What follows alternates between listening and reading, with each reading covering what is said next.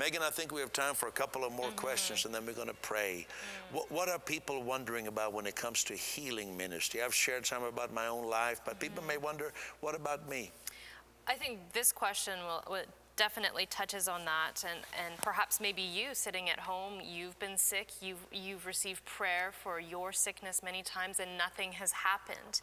And these people, and maybe even yourself, you become angry and frustrated with God. What do you say to someone who's in this type of situation, who's experienced, or perhaps maybe they aren't angry, but they're frustrated in their situation, nothing is changing? You know, as you were speaking, I could hear the words echo that I've heard so many times. Oh, Pastor Peter, I need prayer. I need prayer. And it often comes from a person who has had prayer hundreds of times. Here's what I try to do. Sometimes, and I say it gently and sweetly, I say to the person, no, you don't need prayer. And they look at me like, you're supposed to be a preacher. What do you mean I don't need prayer? I said, you don't need prayer. What we need is Jesus to be revealed in this situation. Sometimes people almost treat prayer like it was a magic formula. Just the more prayers I say, the better it is. And we kind of heap prayer up on prayer, even though Jesus said, you're not going to be heard for your many prayers' sake. But we think if I get everybody just praying, saying more and more words. And I said, let's take the prayer off the table for a moment.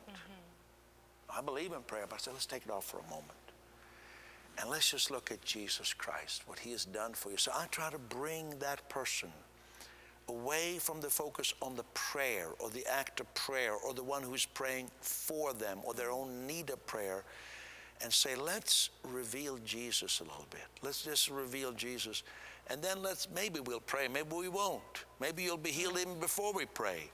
So that is one thing I do. I try to get people also away from looking at their sickness. Some people are just so, I need healing, I need healing, I need healing.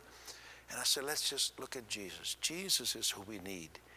And healings follow the introduction of Jesus in the situation. So I found some people get healed when they get so tired of calling for healing. They say, I'm exhausted and praying for healing. And they say, Jesus, here I am, just take me as I am. And they get healed then. They got their eyes off of even the healing and onto the healer.